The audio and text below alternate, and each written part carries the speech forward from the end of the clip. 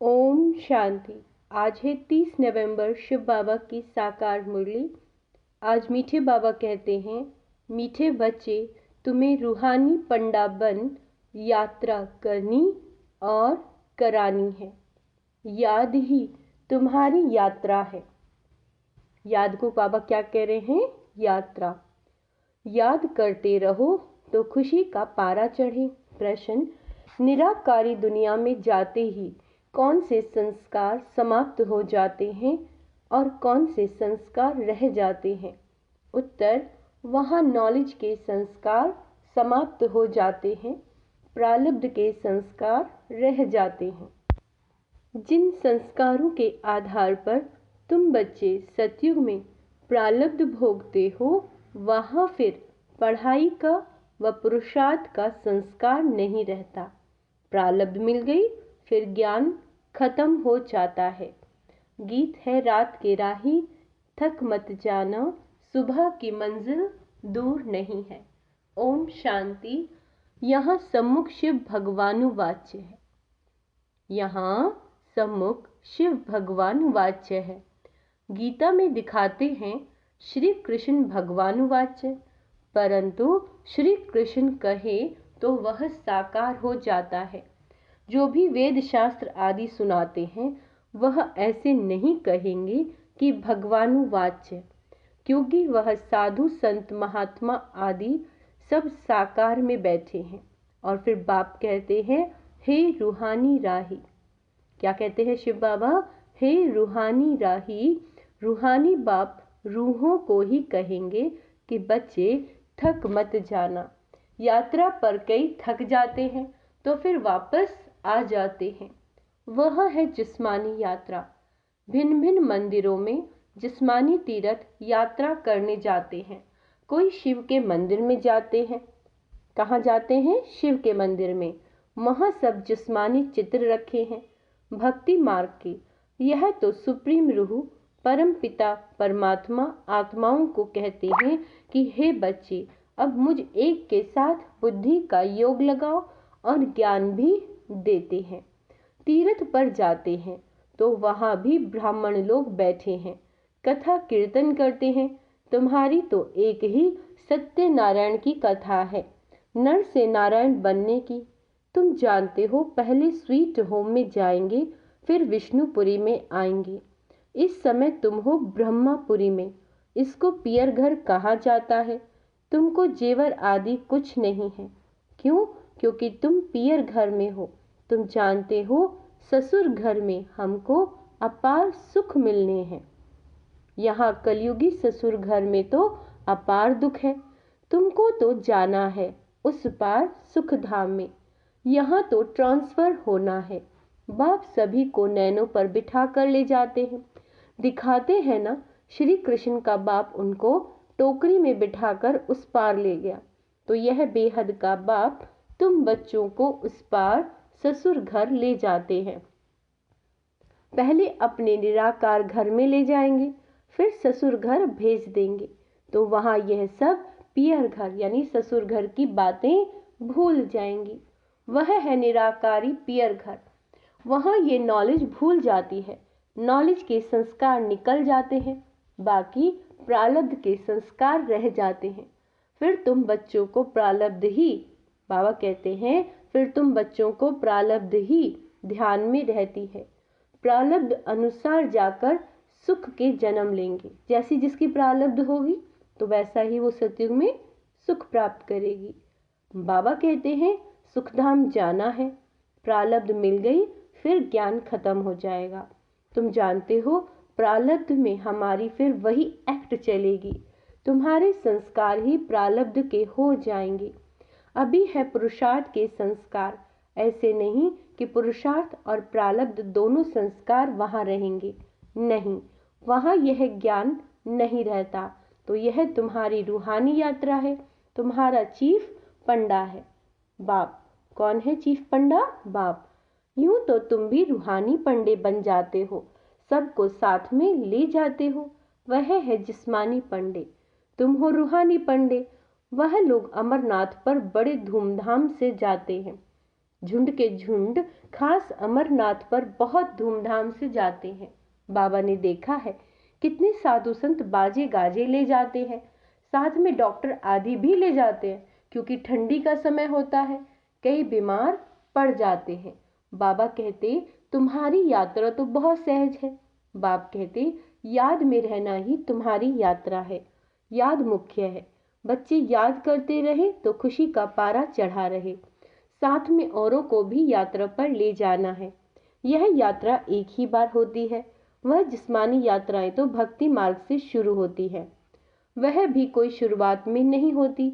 ऐसे नहीं कि फट से मंदिर चित्र आदि बन जाते हैं, वह तो आहिस्ते आहिस्ते बाद में बनते हैं।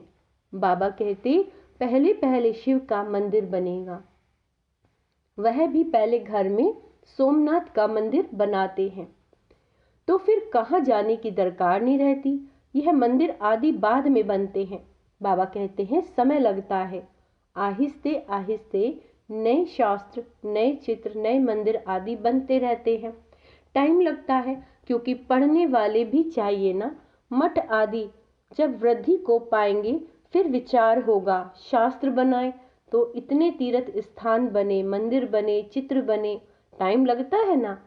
भल कहा जाता है कि भक्ति मार्ग द्वापर से शुरू होता है, परंतु टाइम तो लगता है।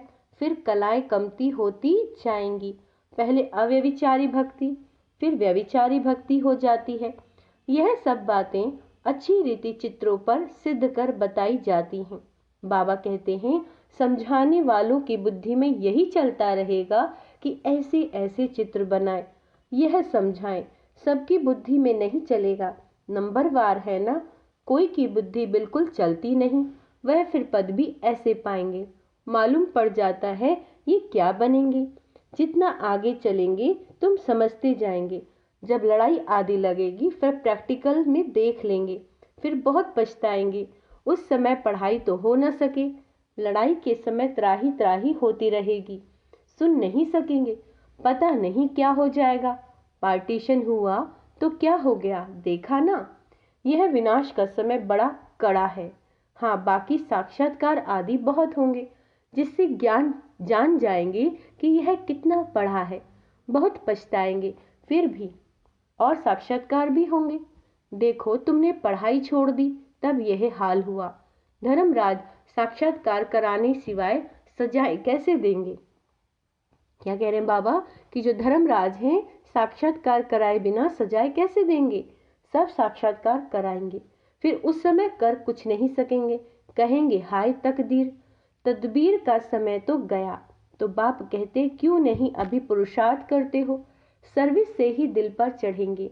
बाप कहेंगे ये बच्चे अच्छी सर्विस करते हैं। मिलिट्री का कोई मरता है तो उनके मित्र संबंधी आदि को भी बाबा कहते हैं इनाम देते हैं। यहाँ तुमको इनाम देने वाला है बेहद का बाप। बाप से भविष्य 21 जन्मों के लिए इनाम मिलता है। यह तो हर एक को अपनी दिल पर हाथ रखकर पूछना है कि मैं कितना पढ़ता हूँ। धारणा नहीं होती तो गोया तकदीर में नहीं, कहेंगे कर्म ही ऐसे फूटे हुए हैं। बहुत खराब कर्म करने वाले कुछ उठा नहीं सकते। बाप समझाते हैं मीठे बच्चे, तुम्हें इस रूहानी यात्रा पर अपने साथियों को भी ले जाना है। फर्ज है हर एक को यह यात्रा की बात बताना है। बोलो हमारी ये रूहानी यात्रा है और वो है जिस्मानी। दिखाते हैं रंगून की तरफ एक छमछम तालाब है, जहाँ स्नान करने से परी बन जाते हैं। बाबा कहते लेकिन वह परी आदि तो बनते नहीं। यह है ज्ञान स्नान करने की बात, जिससे फिर तुम बहिष्त की बीवी बन जाते हो और ज्ञान योग बल से वैकुंठ में आना जाना तो तुम्हारे लिए कॉमन बात है ना। और ही तुमको रोका जाता है, घड़ी घड़ी ध्यान में नहीं जाओ, आदत पड़ जाएगी। तो यह ज्ञान मानसरोवर है। क्या है ये ज्ञान मानसरोवर। परम पिता परमात्मा आकर इस मनुष्य तन द्वारा ज्ञान सुनाते हैं, इसीलिए इनको मानसरोवर कहा जाता है। बाबा कहते हैं मानसरोवर अक्षर सागर से निकला। ज्ञान सागर में ज्ञान स्नान करना तो बहुत अच्छा है। बहिष्त की बीवी को महारानी कहा जाता है। बाप कहेंगे तुम भी भविष्य के मालिक बनो। बच्चों पर लव रहता है, हर एक पर रहम पड़ता है, साधुओं पर भी रहम पड़ता है। यह तो गीता में लिखा हुआ है कि साधुओं का भी उद्धार करते हैं। उद्धार होता है ज्ञान योग से। तुम बच्चों में समझाने की बड़ी फुर्ती चाहिए। बोलो तुम और तो सब जानते हो, लेकिन छाछ जानते हो, बाकी मक्खन खिलाने वाले को तुम जानते ही नहीं। बाप कितना अच्छी रीति समझाते हैं, परंतु किसी की बुद्धि में भी बैठे ना। बाप को जानने से मनुष्य हीरे जैसा बनते हैं, न जानने से मनुष्य कौड़ी मिसल बिल्कुल पतित हैं। बाप को जानने से ही पावन बनते हैं। पतित दुनिया में कोई पावन हो न सके, तो जो महारथी बच्चे हैं वो अच्छी रीति समझा सकेंगे। बाबा कहते कितने ढेर ब्रह्मा कुमार कुमारियां हैं। प्रजापिता ब्रह्मा नाम भी मशहूर है। प्रजापिता ब्रह्मा के ये हैं मुख्य वंशावली। ब्रह्मा को ही 100 भुजा 1000 भुजाएं दिखाती हैं। बाबा कहते ये भी समझाया जाता है इतनी भुजाएं तो हो नहीं सकती। बाकी ब्रह्मा तो बहुत बचड़े वाला है। ब्रह्मा फिर किसका बच्चा है? इनका तो बाप है ना। ब्रह्मा है शिव बाबा का बच्चा। इनका और कौन बाप हो सकता है? मनुष्य तो कोई हो नहीं सकता। ब्रह्मा विष्णु शंकर गाए जाते हैं सूक्ष्म वतन के, वह तो यहाँ आ न सके। प्रजापिता ब्रह्मा तो जरूर यहाँ होगा ना। क्या कह रहे हैं बाबा? ब्रह्मा विष्णु शंकर गाए जाते हैं सूक्ष्म वतन के, वो तो यहाँ हो ना सके। प्रजापिता ब्रह्मा तो जरूर यहाँ होगा ना। सूक्ष्म वतन में तो प्रजा नहीं रचेंगे, तो परम पिता परमात्मा आकर इस ब्रह्मा मुख द्वारा शक्ति सेना रचते हैं। पहले पहले परिचय देना है, हम ब्रह्मा मुख वंशावली हैं। तुम भी ब्रह्मा के बच्चे हो ना। प्रजापिता ब्रह्मा है सबका बाप। फिर उनसे और बिरादरियां निकलती हैं, नाम बदलते जाते हैं। अब तुम ब्राह्मण हो। प्रैक्टिकल में देखो प्रजापिता ब्रह्मा की कितनी औलाद हैं। जरूर औलाद को वर्षा मिलता होगा। ब्रह्मा के पास तो कोई प्रॉपर्टी है नहीं, प्रॉपर्टी है शिव बाबा के पास। ब्रह्मा वर्ल्ड शिव, बेहद के बाप से ही वर्षा मिलता है। ब्रह्मा द्वारा शिव बाबा बैठ पढ़ाते हैं, हमको दादे का वर्षा मिलता है। बाबा समझाते तो बहुत हैं, परंतु योग नहीं, कायदे पर नहीं चलते तो बाप भी क्या करे। बाप कहते हैं इनकी तकदीर। क्या कहते हैं बाबा? इनकी तकदीर। अगर बाबा से पूछे तो बाबा बता सकते हैं इस हालत में तुम्हारा क्या पद होगा। दिल भी गवाही देता है मैं कितनी सर्विस करता हूँ, श्रीमत पर कहाँ तक चलता हूँ। श्रीमत कहती है मन मना भव, सबको बाप और वर्षे का परिचय देते रहो, ढिंडोरा भी पिटवाते रहो। बाबा इशारा देते रहते हैं तुम्हें गवर्नमेंट को भी समझाना है, जो वह भी समझे बरोबर भारत की ताकत ही चली गई है। परम पिता परमात्मा सर्वशक्तिवान से योग ही नहीं है। बाबा कहते इनसे तुम योग लगाते हो तो एकदम विश्व के मालिक बनते हो। माया पर भी इतना जीत पहनते हो। ग्रस्त व्यवहार में रहते माया पर जीत पानी है। हमारा मददगार बाप है। कितना समझाया जाता है, धारणा करनी चाहिए। बाबा ने समझाया धन दिए धन ना खूटे। क्या कह रहे हैं बाबा? धन दिए धन ना खूटे। सर्विस करेंगे तब बाबा के दिल पर चढ़ सकेंगे, नहीं तो इम्पॉसिबल है। इसका मतलब ये नहीं कि बाबा प्यार नहीं करते। बाबा प्यार सर्विसेबल को करेंगे। मेहनत करनी चाहिए, सबको यात्रा लायक बनाते हैं। मन मना भव, यह है रूहानी यात्रा। मुझे याद करो। क्या कह रहे हैं शिव बाबा? मुझे याद करो तो तुम मेरे पास आ जाओगे। शिवपुरी में आकर फिर विष्णुपुरी में चले जाएंगे। यह बातें सिर्फ तुम बच्चे जानते हो, कोई और मनमनाभव का अर्थ समझते नहीं। पढ़ते तो बहुत हैं, बाप महामंत्र देते हैं। क्या कहते हैं? मुझे याद करो तो तुम विक्रमाजीत बन जाएंगे। अच्छा, मीठे मीठे सिकीला दे बच्चों प्रति माता पिता बाप दादा का याद प्यार और गुड मॉर्निंग। रूहानी बाप की रूहानी बच्चों को नमस्ते। हम रूहानी बच्चों की रूहानी बाप दादा को याद प्यार, गुड मॉर्निंग, नमस्ते मीठे बाबा, शुक्रिया बाबा, शुक्रिया। धारणा के लिए मुख्य सार, ज्ञान स्नान करना, प्यार से सर्विस कर बाप के दिल तखत पर बैठना है। पुरुषार्थ के समय में अलबेला नहीं बनना है।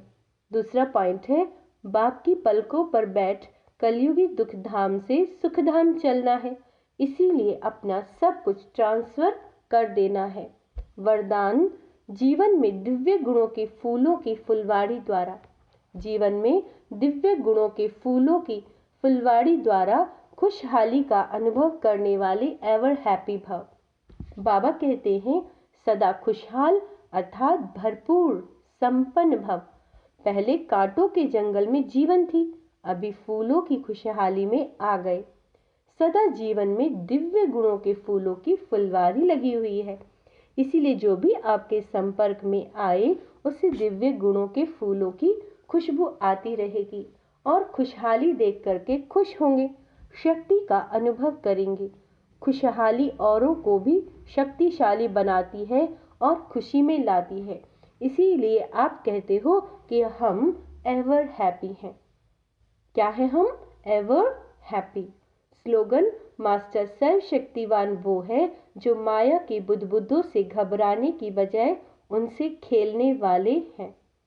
सर्वशक्तिवान वो है जो माया के बुदबुदों से घबराने की बजाय उनसे खेलने वाले हैं, उसे खेल समझे, जो भी प्रॉब्लम है या समस्याएं हैं। अच्छा, ओम शांति। आज का सुमान अभ्यास करेंगे। मैं मास्टर सर्वशक्तिवान आत्मा हूँ, मैं एवर हैप्पी आत्मा हूँ, मैं दिव्य गुणधारी आत्मा हूँ, मैं बहुत सुखी आत्मा हूँ। ओम शांति।